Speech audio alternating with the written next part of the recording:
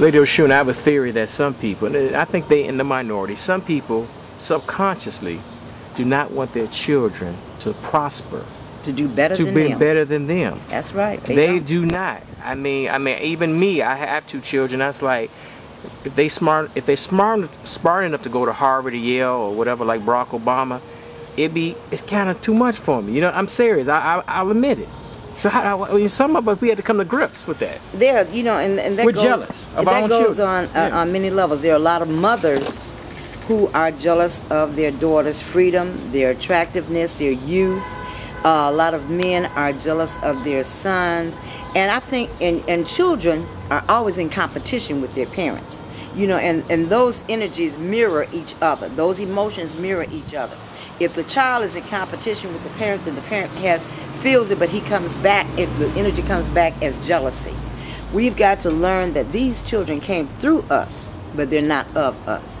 These are individual souls that have chose to incarnate into our families to learn certain spiritual lessons. Step back and push your child to his highest and greatest good, because that's a reflection on you. The higher and the greater that your child becomes, that's a reflection on you. I look at a lot of these rap artists, I look at a lot of the athletes, they look back and they say, thanks to my mama, thanks to Jesus, thanks to God. They know where they came from.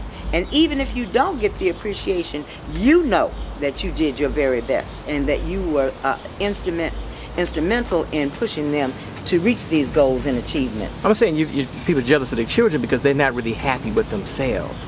That's what I'm really trying to get. They're jealous of everything.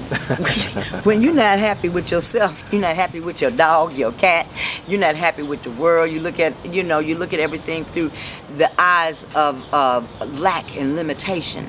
You're not looking at life in its true reality of abundance. When you are unhappy with yourself, there is nothing in the world that pleases you.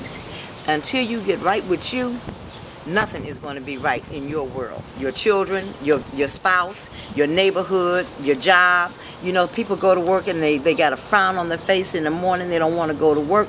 You should be glad that you got a job, especially those who are in the service industry. You have an opportunity to add light and love into this planetary vibration. I know when I worked at the county jail, a lot of the officers at the jail, oh my God, their energy was so negative.